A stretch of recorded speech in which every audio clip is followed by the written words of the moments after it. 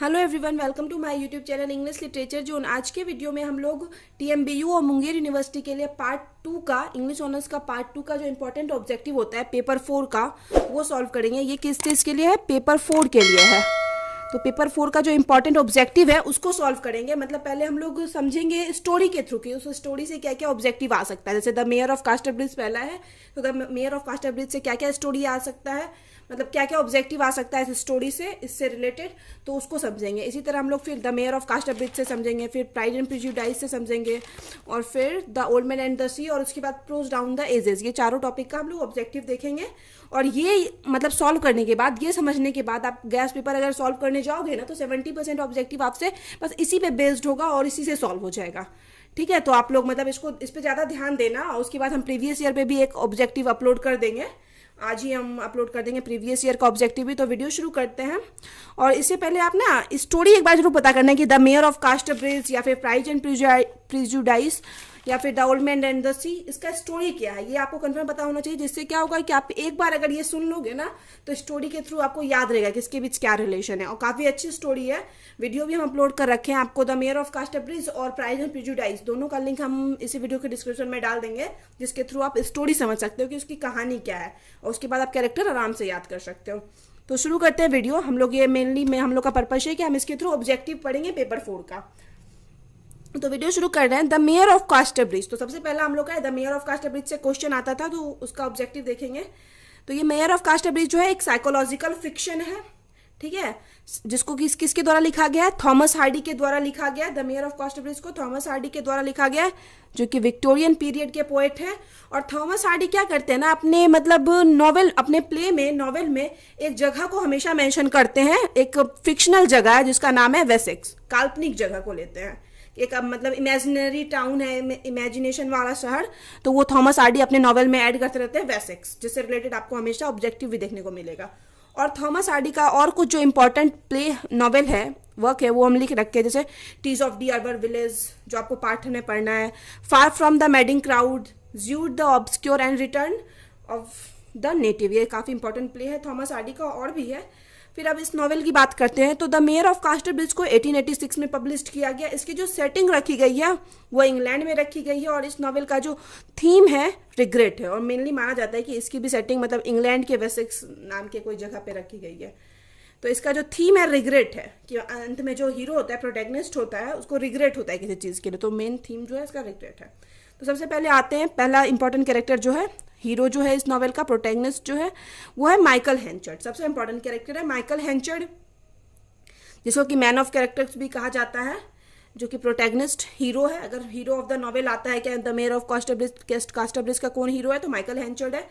ये 21 years old का Heath thresher है, 21 साल का हेथ थ्रेशर है। और ये आगे चल के क्या बन जाता है, मेयर ऑफ कास्टर ब्रिज बन जाता है। मतलब कास्टर ब्रिज एक जगह है जिसका कि ये मेयर बन जाता है, इस वजह से इस जगह का मतलब इस नॉवेल का नाम भी the mayor of Casterbridge है।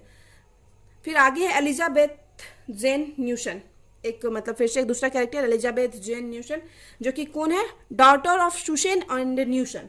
तो अब सुसेन और न्यूशन क्या है, अगर आप स्टोरी ये मतलब सुन के ये चीज़ देखोगे ना तो तुरंत समझ में आएगा सुसेन और न्यूशन कौन था। तो सुसेन कौन है, सुसेन है माइकल हेंचर्ड की वाइफ, और न्यूशन है जिसको कि सुसेन क्या करता है, अपनी बेटी और अपनी वाइफ को बेच देता है न्यूशन को, तो वही है। तो सुसेन और न्यूशन की जो बेटी है वो है एलिजाबेथ है जेन। मतलब ये हेंचर्ड ये अपनी वाइफ को और बेटी को बेच देता है, किसको, न्यूशन को। न्यूशन खरीदता है, और न्यूशन की ये बेटी है एलिजाबेथ जेन, और एलिजाबेथ जेन न्यूशन किसकी बेटी है, सुसेन और न्यूशन की। और फिर एक और चीज़ यहाँ पे याद रखने का है कि ये जो बेटी बेचा, तो हम लोग अभी बेचेंगे बोलेंगे ना कि जब ये अपनी वाइफ और बेटी दोनों को बेच दिया तो बेटी तो उसकी होगी, लेकिन क्या होता है ना, ये चीज़ समझेंगे। Elizabeth Jane bear same name, मतलब सेम नेम था, a child born to Susan and Henchard, एक चाइल्ड जो कि सुसेन और हेंचर्ड का जो बर्थ मतलब जन्मा था, हु एक्चुअली डाइज, लेकिन जो एक्चुअली मर जाती है Henchard after Henchard sell Susan and his daughter. जब से हेंचर्ड अपनी बेटी और वाइफ को बेच देता है ना, उसके बाद उसकी बेटी का डेथ हो जाता है, और तब उसके बाद इन दोनों से एक नई बेटी होती है, इन दोनों का एक नया बेटी होती है, जिसका नाम है एलिजाबेथ जेन न्यूशन, उसी के नाम पे रखा जाता है। फिर आ गया डोनाल्ड फाफेयर। तो डोनाल्ड फाफेयर कौन है, डोनाल्ड फाफेयर है स्कॉटमैन है हु अराइव्स कैस्टरब्रिज, जो कि कैस्टरब्रिज पहुंचता है। राइवल ऑफ हैंचर्ड, हैंचर्ड का राइवल यानी प्रतिद्वंदी है। और मैरिड टू लुसेटा, और लुसेटा से मतलब शादी करता है ये आगे जाके। लुसेटा अब कौन रहती है, ये माइकल हैंचर्ड की प्रेमिका रहती है। नो डाउट ये भी प्यार करती है एक टाइम में हैंचर्ड से, लेकिन फारफेयर के आने से सारा कुछ मतलब इधर उधर हो जाता है और ये मतलब फारफेयर के कांटेक्ट में आ जाती है, ठीक है। और इस वजह से ये माइकल हैंचर्ड फारफेयर से पहले तो पसंद करता था लेकिन बाद में जलने लगता है। फिर आगे है लुसेटा टेम्पलमैन, जो कि अभी बताएं, जिसे डोनाल्ड फारफेयर मतलब प्यार भी करता है। ए वुमेन हुम हैंचर्ड मीट्स, एक औरत जिससे हैंचर्ड मिलता है and it proposes to marry, मतलब अपनी वाइफ को बेचने के बाद हैंचर्ड ये लुसेटा के कांटेक्ट में आता है और उससे शादी भी करना चाहता है। बट लेकिन क्या होता है, सी मैरिड टू फारफेयर, एंड में ये शादी किससे करती है, फारफेयर से करती है। फिर आगे है सुसैन हैंचर्ड, जो कि वाइफ थी हैंचर्ड की, wife of Michael Henchard, at end और एंड में डाइज, मर जाती है और रीमैरिज, और फिर से रीमैरिज यानी फिर से शादी करती है। किससे करती है, माइकल हैंचर्ड जो इसको बेच दिया था न्यूशन को, ये न्यूशन के पास से फिर वापस आके फिर से हैंचर्ड से शादी करती है, लेकिन एंड में इसकी मृत्यु हो जाती है। और एंड में तो ऐसे माइकल हैंचर्ड की भी मृत्यु हो जाती है। फिर आगे है न्यूशन कौन है, जिसको बेचा था अभी बता रहे। द सेलर, एक सेलर है नाविक, who buy Susan and Elizabeth, जो कि खरीदता है सुसेन एंड एलिजाबेथ को फ्रॉम हैंचर्ड से। फिर आगे है जोशुआ जॉब, ये सब मतलब इंपॉर्टेंट कैरेक्टर नहीं है, इनसे रिलेटेड कभी ऑब्जेक्टिव अभी तक तो कंफर्म नहीं आया है।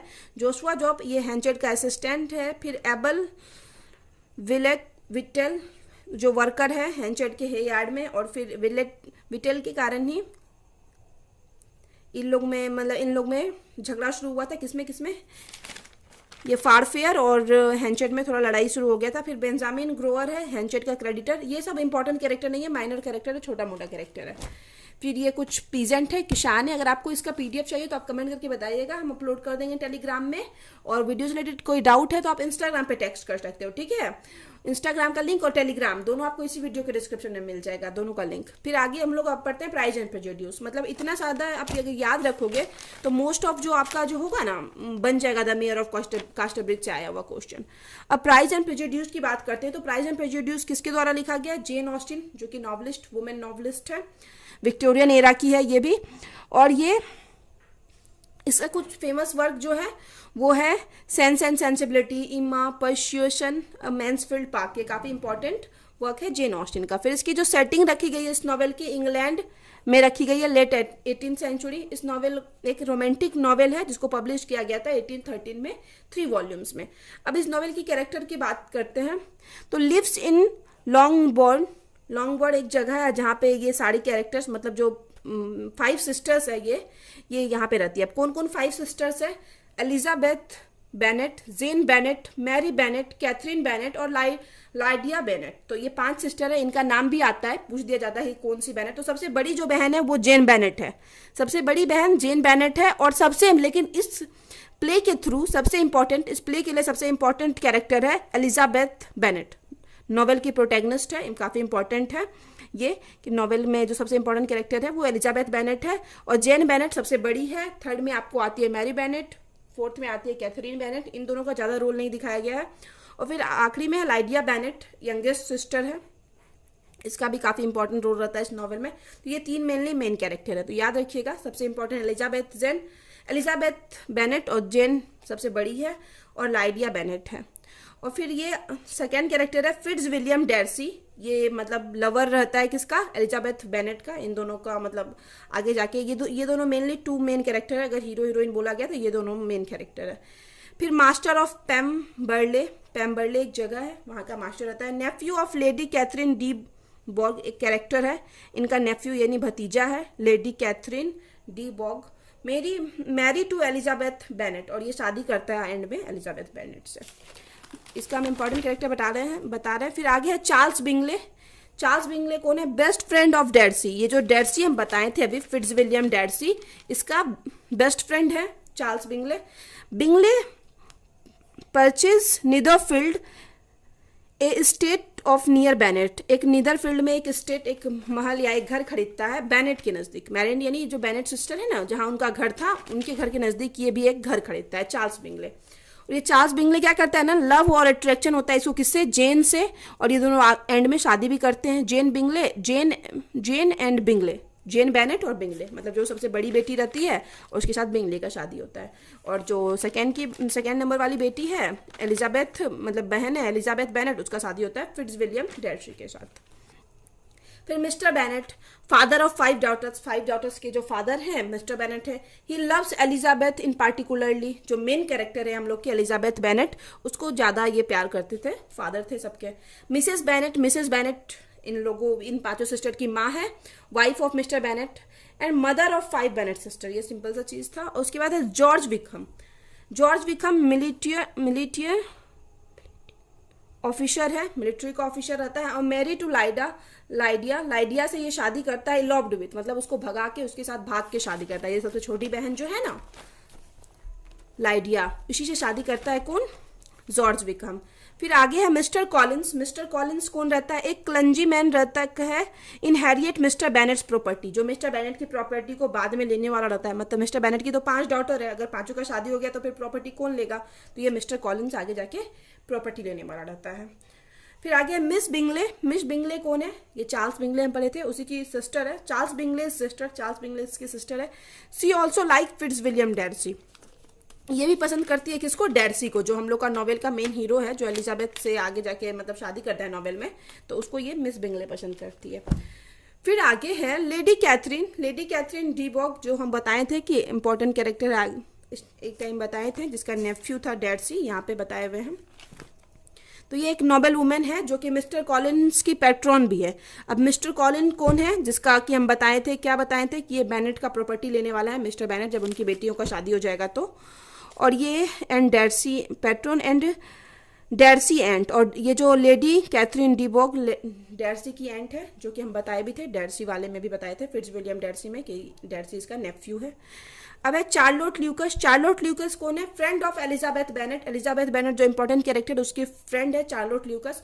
Mister Collins proposes, she accept, mister Collins जो इनके साथ रहता है, जिसको की संपत्ति मिलने वाली है बेनेट की, वो प्रपोज करता है चार्लोट ल्यूकस, यानी एलिजाबेथ बेनेट की फ्रेंड को। पहले तो पसंद एलिजाबेथ बेनेट को करता था, लेकिन एलिजाबेथ बेनेट इसको बार बार मना कर देती है, तो ये चार्लोट ल्यूकस एलिजाबेथ बेनेट की फ्रेंड को प्रपोज करता है, कि हाँ कर देती है, ये सोचकर कि मिस्टर कॉलिन्स को क्या मिलेगा, सारा संपत्ति मिलेगा, एलिजाबेथ बेनेट का सारा संपत्ति मिलेगा। फिर आगे है जॉर्जियाना डार्सी है, जो कि डार्सी की सिस्टर है, जो सेकेंड इंपॉर्टेंट कैरेक्टर है इस नॉवेल का। फिर मिस्टर एंड मिसेस गार्डिनर है, जो कि मिसेस बेनेट्स के ब्रदर एंड हिज वाइफ है। मिसेस बेनेट जो है उसका ब्रदर और वाइफ है, मिस्टर एंड मिसेस गार्डिनर। तो ये हो गया, मतलब प्राइज एंड प्रेजुडिस भी हो गया। अब थर्ड वाला हम पढ़ेंगे। हम जो है प्रीवियस ईयर ऑब्जेक्टिव भी सॉल्व कर रखे हैं, लेकिन वो नेक्स्ट वीडियो में अपलोड करेंगे। इस वीडियो में सिर्फ हम नॉवेल के बारे में डिस्कस कर रहे हैं। और सबसे पहले हम बार बार ये बोलेंगे कि आप ऑब्जेक्टिव, मतलब अभी ये अगर आपको ध्यान रहा और आप एक बार स्टोरी जाके देख लोगे कि स्टोरी में क्या क्या कहा गया है, तो आप ऐसे 70% जाके भी गेस्ट पेपर में सॉल्व कर पाओगे ऑब्जेक्टिव बिना किसी हेल्प के। फिर आगे है the old man and the sea, इसकी बात करते हैं, जिसको कि ऑथर कौन है इसके, अर्नेस्ट हेमिंगवे। ये एक अमेरिकन ऑथर है, रिटन इन 1951, लिखा गया था 1951 में। इसको कायो ब्लैंको एक जगह का नाम है, वहाँ पे रखी गई इसकी सेटिंग। जिस समुद्र में ये लोग, the old man and the sea है, तो जिस समुद्र में ये लोग फिशिंग करते हैं उसका नाम है द गल्फ स्ट्रीम। ठीक है, इस नॉवेल को जो पब्लिश किया गया था 1952 में किया गया था, लिखा 1951 में गया, लेकिन पब्लिश 1952 में किया गया। थीम, इस नॉवेल का जो थीम है वो है मैन वर्सेस नेचर। फिर सेटिंग, इस नॉवेल की जो सेटिंग रखी गई है वो क्यूबा नाम के एक शहर नियर हवाना इन 1940s की सेटिंग रखी गई है, मतलब 1940s की स्टोरी है। अब सबसे इंपॉर्टेंट कैरेक्टर जो इस नॉवेल का है वो है सैंटियागो, एक फिशरमैन रहता है और प्रोटैगनिस्ट हीरो भी है इस नॉवेल का। अनेबल टू कैच फिश, ये मतलब फिश नहीं पकड़ पा रहा है, फिशरमैन है, इन 84 डेज से। फिर आगे है मार्लिन कौन है, और ये मतलब मार्लिन को पकड़ता है 3 डेज के स्ट्रगल के बाद। मार्लिन एक फिश का नाम है, 3 दिन तक उसके साथ स्ट्रगल, मतलब बहुत बड़ी फिश रहती है, तो 3 दिन तक उसके साथ स्ट्रगल करने के बाद ये इसको पकड़ता है। और यहाँ पे सैंटियागो को ना करेज का मतलब प्रतीक दिखाया गया, सिंबल दिखाया गया करेज एंड स्ट्रांगनेस का, क्योंकि वो 3 दिन तक स्ट्रगल करता है एक फिश के साथ।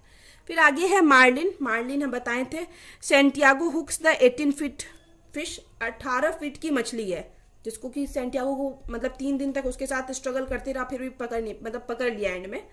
Enable to pull out because of size, मतलब इसके साइज की वजह से इसको खींचना मतलब पॉसिबल नहीं हो पा रहा था सेंटियागो के लिए। मार्लिन कौन है? 18 फीट की फिश है, आप याद रखिएगा। The old man and the sea में फिश का भी नाम है मार्लिन, इससे रिलेटेड भी ऑब्जेक्टिव बार बार आता है। फिर एक मेलोनिन है। मेलोनिन कौन है? एक बॉय है 5 ईयर ओल्ड का, जो कि मतलब इन किसके साथ रहता है? सेंटियागो के साथ फिशिंग सीखने के लिए रहता है। लेकिन जब सेंटियागो 84 डेज तक कोई भी मतलब मछली नहीं पकड़ पा रहा है, तो इसके माँ बाप जो है ना मेलोनिन के, वो उसको सेंटियागो के पास से ले चले जाते हैं। और फिर है जोए D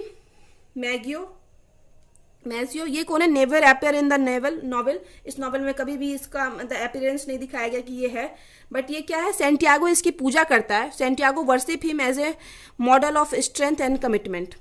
model of strength and commitment के रूप में सेंटियागो इसकी पूजा करता है। अब कुछ इंपॉर्टेंट कैरेक्टर नहीं है, ये है, ये कुछ इंपॉर्टेंट कैरेक्टर नहीं है तो इसको हम लिख दिए, बट इसके बारे में डिस्कस मतलब कभी आज तक इनसे कभी कुछ क्वेश्चन नहीं पूछा गया।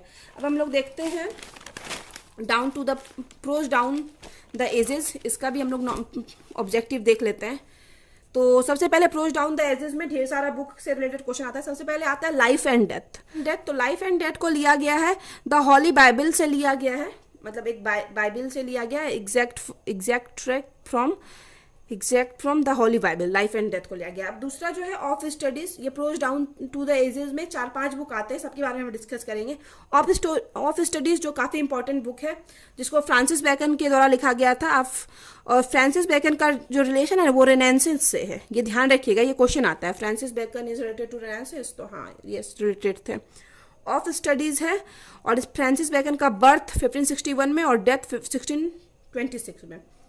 उसके बाद फिर आगे है बेकन को ना फादर ऑफ एप्रिसिज्म और फादर ऑफ इंग्लिश एसे भी कहा जाता है। याद रखिएगा फ्रांसिस बेकन को father of English essay, main तो इंपॉर्टेंट यही है, फादर ऑफ इंग्लिश एसे कहा जाता है। इसको जो पब्लिश किया गया था 1597 में किया गया था। और इसमें क्या है, इस मतलब ऑफ स्टडीज में, तो इसमें यही है deals with the benefits of studies के बारे में बताया जाता है। थीम है इसका एजुकेशन, नॉलेज बैलेंस और प्रमोशन ऑफ साइंटिफिक मेथड का प्रमोशन करते हैं। फ्रांसिस बेकन ने इसी के बारे में बात कर रहा है। Study to increase our ability to success in our life, तो मेनली स्टडी से रिलेटेड ये बुक है जो कि फ्रांसिस बेकन से रिलेटेड है। फ्रांसिस बेकन रेनेसांस से रिलेटेड है। बर्थ और डेथ हम दे दिए हैं फ्रांसिस बेकन का, ये सब याद रखिएगा। Father of English essay Francis Bacon को कहा जाता है। अब है Dante and Shakespeare. Dante and Shakespeare दो अलग अलग ऑथर हैं, दो अलग अलग एज के, तो इनके बारे में हम आगे डिस्कस किए हैं। ये याद रखिएगा कि शेक्सपियर जो है ना, विलियम शेक्सपियर का जो डेथ हुआ था वो 1616 में हुआ था और 1558 में इनका बर्थ हुआ था। तो आगे हम देखते हैं, इनके बारे में हम डिस्कस किए हुए हैं।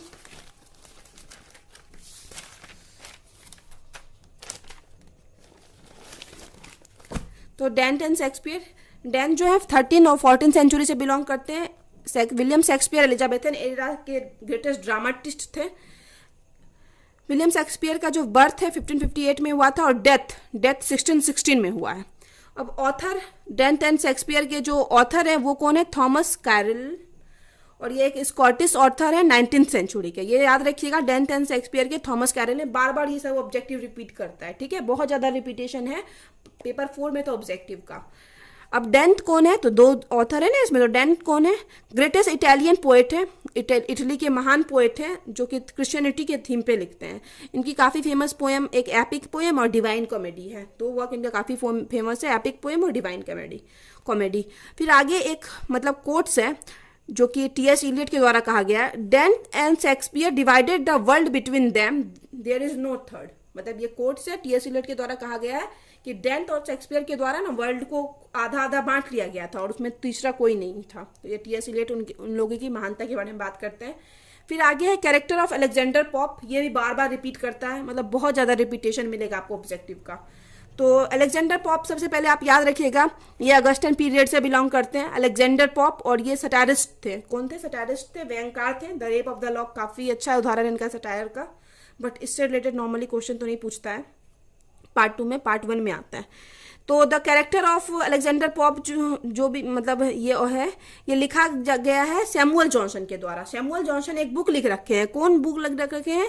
The lives of the poet. The lives of the poet लिख रखे हैं। उसमें ढेर सारे पोएट के बारे में डिस्कस किए हैं, जैसे एक थॉमस ग्रे के बारे में डिस्कस किए हैं, अलेक्जेंडर पॉप, विलियम शेक्सपियर, ढेर सारे ऑथर के बारे में डिस्कस किए हैं।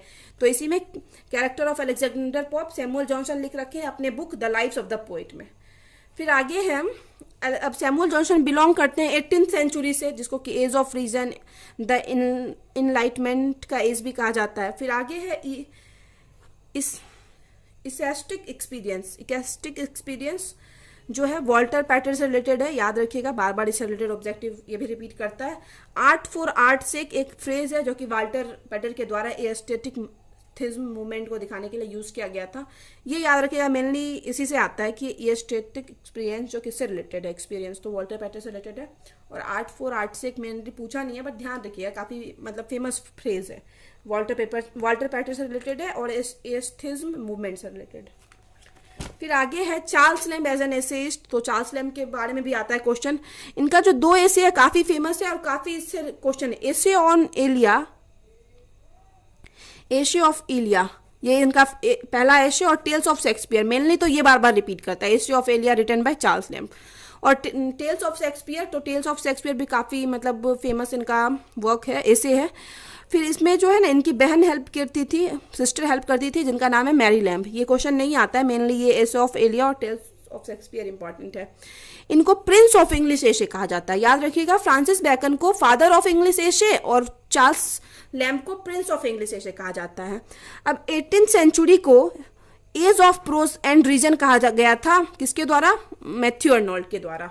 18th सेंचुरी, जितना भी हम लोग अभी प्रोज डाउन द एजेस पढ़ रहे हैं ना, तो वो सारा 18th सेंचुरी का है, और इसी वजह से 18th सेंचुरी को age of prose and reason कहा गया था मैथ्यू अर्नोल्ड के द्वारा। फिर आगे है जायंट डिस्पेयर। जायंट डिस्पेयर से भी बहुत ज्यादा क्वेश्चन आता है, जो कि द पिलग्रिम प्रोग्रेस से ली गई है, पिलग्रिम प्रोग्रेस से ली गई है। और पिलग्रिम प्रोग्रेस को पब्लिश किया गया था 1678 में। इसके ऑथर हैं जॉन बनियान। इसके ऑथर कौन है? जॉन बनियान है। Giant despair, the Pilgrim progress के ऑथर भी जॉन बनियान है। इसमें क्रिश्चियंस के जर्नी को दिखाया गया है, ईसाइयों क्रिश्चियन के जर्नी को, सिटी ऑफ डिस्ट्रक्शन से द कैलेस्टियल सिटी तक के जर्नी को दिखाया गया है, ठीक है, याद रखिएगा। ये रिलीजियस एलिजरी है। एक इसमें और है, मेन तो यही आता है कि इसके ऑथर कौन है, और 1-2 इंपॉर्टेंट कैरेक्टर के बारे में क्वेश्चन ऑब्जेक्टिव आया हुआ है। तो ये डाउटिंग कैशल है, जिसका की मतलब उसका जो चाबी यूज किया जाता है उसके लिए the key of promise, the key promise use किया जाता है। इसका जो ऑनर है वो जायंट डिस्पेयर, यानी एक बड़ा सा राक्षस रहता है, वो रहता है। अब है डिफिडेंस। डिफिडेंस ये जायंट की वाइफ है, उस राक्षस की वाइफ है। अब एक और इंपॉर्टेंट कैरेक्टर है जो पूछा जाता है, Christian and his companion hopeful. 2 character है, क्रिश्चियन और होपफुल और डिफिडेंस, ये तीनों जायंट डिस्पेयर के कैरेक्टर है, ये याद रखिएगा। फिर आगे है, लगभग अब खत्म होने वाला है, the age of chivalry is gone. ये एक आर्टिकल है जिसको कि एडमंड ब्रुक के द्वारा लिखा गया था। कहीं ना कहीं ये फ्रांस के रेनेसेंस से रिलेटेड है, ठीक है, फ्रांसिस रेनेसेंस से रिलेटेड है। फिर आगे है वॉल्टर पैटर। वॉल्टर पैटर भी एक एसेइस्ट थे। इनका 2 वर्क काफी फेमस है, मेनली तो इससे क्वेश्चन नहीं आया है। ये मैरियस द एपिक्यूरियन और ये एस्थेटिज्म से रिलेटेड वॉल्टर पैटर, हम पहले भी बोले थे, एस्थेटिज्म मूवमेंट और रेनेसेंस आर्ट, ये भी याद रखिएगा। लाइफ एंड डेथ तो हम बता ही दिए कि ये ऑथराइज्ड वर्जन ऑफ बाइबल से दिया गया है। तो यहाँ देखोगे, अगर आप ये वाला जो प्रिपरेशन कर लेते हो ना, तो सबसे पहले प्रिपरेशन करने से पहले आप जरूर स्टोरी देखो कि स्टोरी क्या है, the mayor of Casterbridge का, प्राइड एंड प्रेजुडिस का, द ओल्ड मैन इंडस्ट्री का। उसके बाद ये वाला याद रखो, 70% ऑब्जेक्टिव आपसे ऐसे ही सॉल्व हो जाएगा गैस पेपर का। और हम कल वीडियो एक अपलोड करेंगे जिसमें कि हम गैस पेपर का ऑलरेडी सॉल्व करवाए हुए हैं, सारा सॉल्व है, बस वीडियो बनाना है। तो वो वीडियो हम कल बनाएंगे और कल अपलोड करेंगे। तो मिलते हैं कल, जिसमें आपको कोई ना कोई मतलब प्रीवियस ईयर का ऑब्जेक्टिव सॉल्व मिलेगा। सारा मतलब एक्स्ट्रा भी जो ऑब्जेक्टिव दिया हुआ है वो भी सॉल्व करवाएंगे, बट ये आप देखना है कि पलट के जरूर देखना है कि बहुत ज़्यादा रिपीटेशन किया गया ऑब्जेक्टिव का। तो मिलते हैं नेक्स्ट वीडियो में नेक्स्ट टॉपिक के साथ।